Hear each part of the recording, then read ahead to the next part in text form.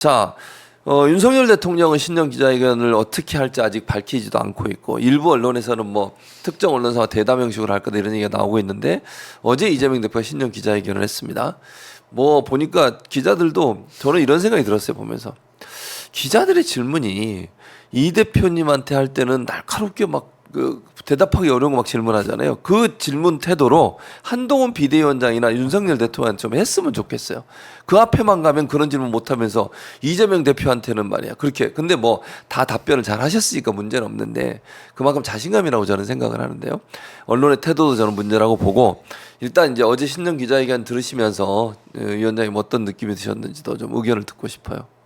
윤석열 대통령이 예. 지금 우리나라 대통령이잖아요. 예, 그렇죠. 당연히 국민들에게 새로운 한 해를 맞이하면서 대한민국을 이런 식으로 경영하겠다. 예. 이런 자신의 각오와 국민들에게 드리는 그런 기자회견을 하는 게 맞잖아요. 당연히 하죠. 당연해야죠. 예. 근데 안 했습니다. 안 했습니다. 그리고 뭐 지금 이제 들리는 얘기는 특정 언론 하나만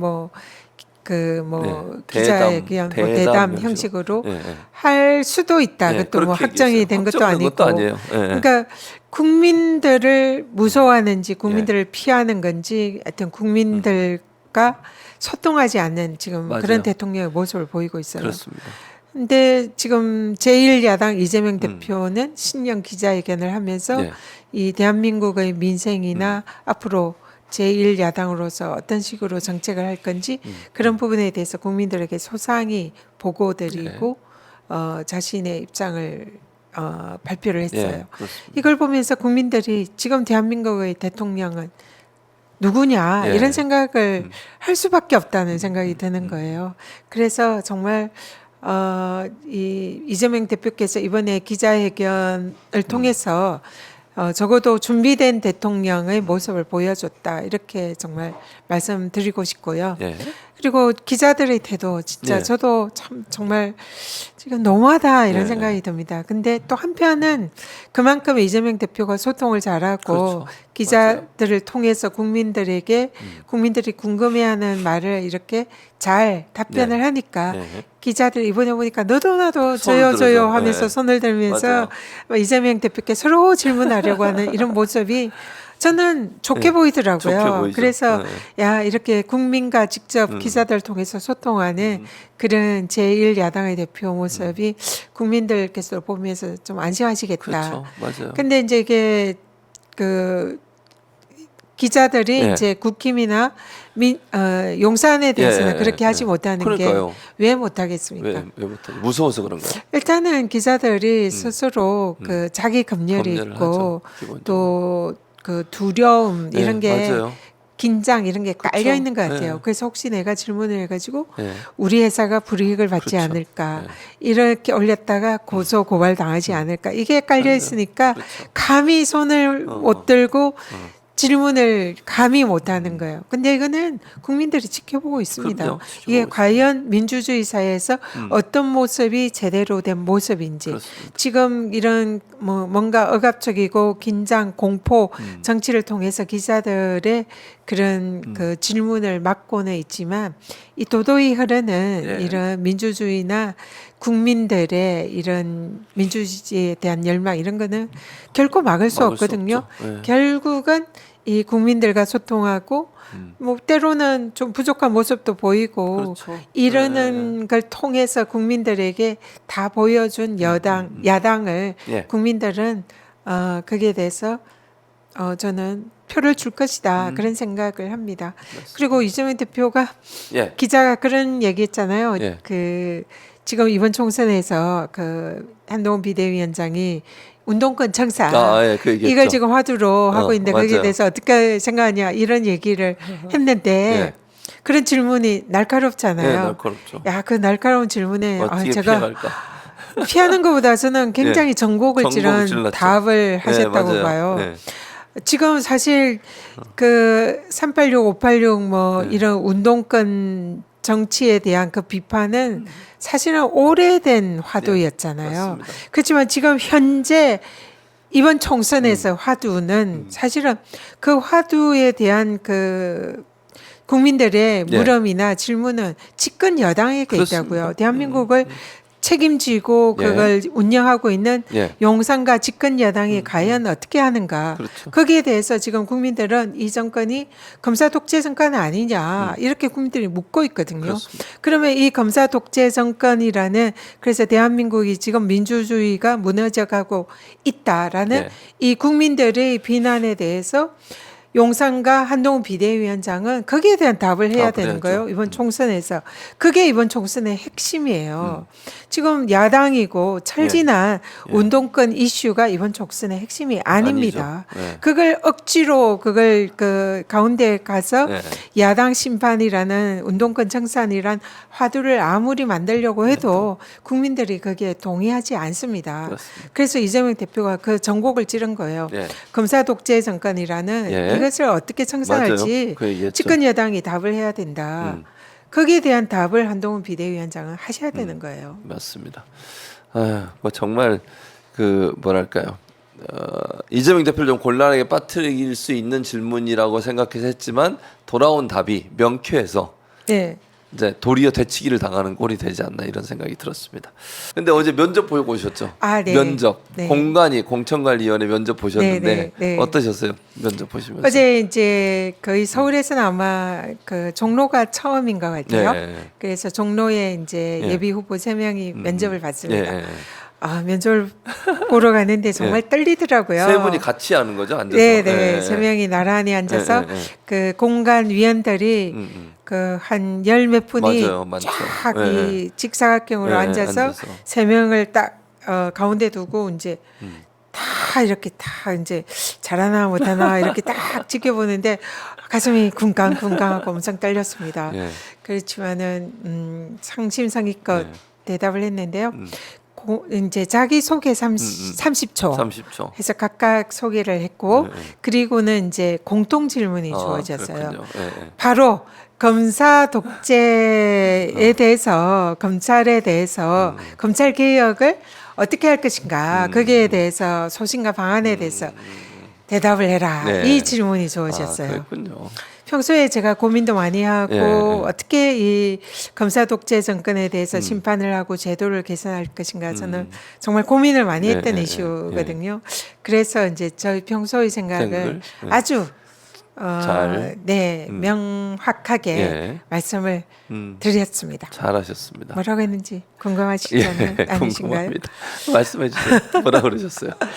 이 사실은 예. 검사 독재 정권, 이 검찰 개혁을 하려면 일단은 이걸 할 수 있는 힘이 있는 곳은 국회밖에 없습니다. 그렇죠, 맞습니다. 그것도 야당밖에 음, 없습니다. 예. 현재로서는. 그렇죠.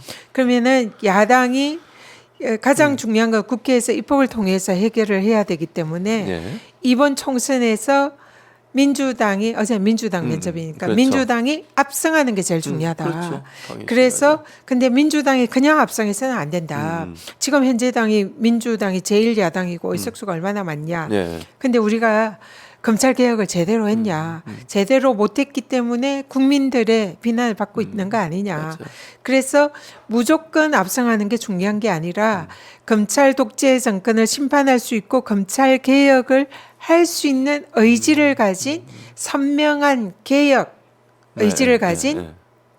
민주당 의원이 많이 당선되는 게 중요하다. 중요하다. 그래서 공천 때 그런 의원들을 많이 우리 네. 공천 군관 의원님들께서 많이 공천해 주시길 바란다라는 말씀을 드렸고 제일 중요한 게 압승입니다. 그래서 압승이죠. 네. 국회에서 국회 권력으로 검찰 개혁을 해야 됩니다. 이게 제일 중요하고요. 둘째 내용이 중요합니다. 그럼 네. 어떻게 검찰 개혁을 할 것인가? 네.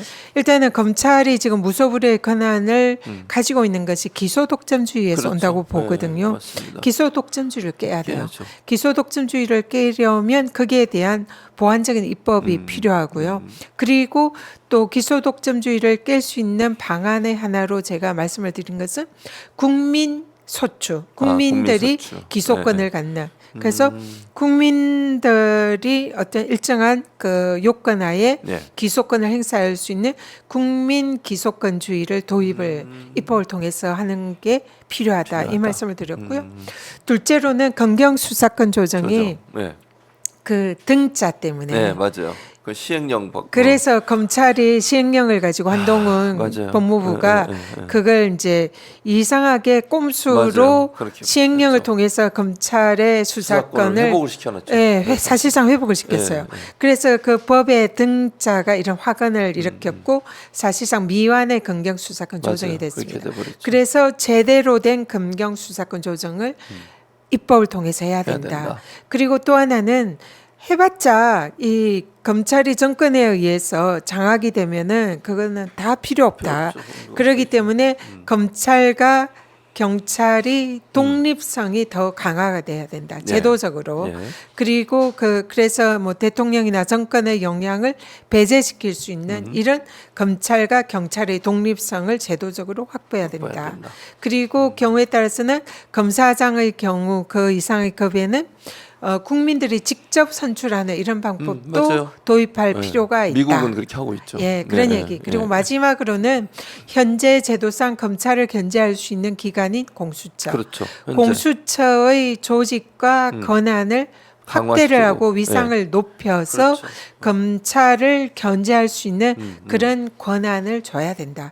그래서 검찰을 직접적으로 검경을 견제할 수 있는 이런 기관으로 바로 세워야 된다. 이게 뭐 대략 제가 말씀드린 검찰 개혁 방안입니다. 아주 좋은, 잘했습니다. 제가 공관위원이면 점수를 후하게 드리겠습니다. 감사합니다. 공관위원이 아니어가지고 공관위원이셨어야 했는데 저는 아니어서 죄송스러운데 그래서 어쨌든 우리가 총선에 야당이 압승을 하면 우리 교수님도 꼭 저는 국회 들어가시기를 바라는데요. 아, 그래요? 네, 뭐 비례로 가능하면 저는 꼭 들어가셨으면 좋겠어요. 그렇게 해서 교수님께서 물론 언론 개혁 열심히 또 하셔야 되지만 또 함께 검찰 개혁 저랑 같이 좀 꼭 들어가서 하셨으면 좋겠다. 기도해 보겠습니다. 라고 저도 기도합니다. 저도 그래서 국회 꼭 들어가야 됩니다. 기도해 보겠습니다. 알겠습니다. 반드시 검찰 개혁해야 됩니다. 그건 저는 동의합니다. 거기엔 동의. 네. 어쨌든 뭐 제가 보니까 답변도 잘하시고 좋은 결과 있을 거는 기대가 면접은 됩니다. 잘 본 것 같은데 어쨌든 그리고 뭐 됩니다. 일부 보수 언론에서 이상한 기사들이 막 나오는데요. 거기 전혀 저는 맞지 않다고 보고 전현희 위원장은 뭐 종로로 계속 뛰시는 걸로 알고 있습니다. 열심히 저는. 오늘도 막 종로를 누비다가 막 그 운동 점퍼를 입고 와가지고 제가 더워서 옷을 제대로 착용 아니 못하고 괜찮습니다. 이렇게 훨씬 더 좋습니다. 그런가요? 해바라기가 너무 잘 어울리십니다. 이렇게 나왔습니다. 아이 감사합니다. 어쨌든 전현 위원장 종로에서 열심히 뛰고 계시니까 거기에 뭐 여러 보도들 나오는 거는 현혹되지 않으셨으면 좋겠습니다. 특히 종로 주민들도 그거 보고 또 이런 생각 안 하셔도 돼요. 보수 언론이 보도한 게 100% 맞다고 볼 수 없잖아요. 그분들 생각이니까. 민주당의 승리, 총선 승리가 제일 중요합니다. 그렇습니다. 이번에. 알겠습니다. 자, 오늘 전현희 위원장과 함께했던 시간은 이제 마무리를 하도록 하겠습니다. 오늘도 오셔서 거의 1시간 가까이 여러 가지 궁금한 내용들 또 TF에서 하고 있는 여러 활동들을 자세히 들을 수 있는 기회가 돼서 너무 좋았다는 말씀을 드리겠습니다. 네, 저도 좋았습니다, 교수님. 그리고 늘 TF에선 강인한 모습이지만 현장에 가면 부드럽다. 이것도 꼭 기억해 주셨으면 좋겠습니다. 굉장히 저는 알고 보면 부드러운. 그럼요. 정말 부드러우세요. 개인적으로 만나면. 근데 이제 일할 때는 그러나 투사입니다. 그렇죠. 투사입니다. 그건 맞습니다. 그 양면성이 있다는 걸 꼭 기억해 주시면 고맙겠습니다.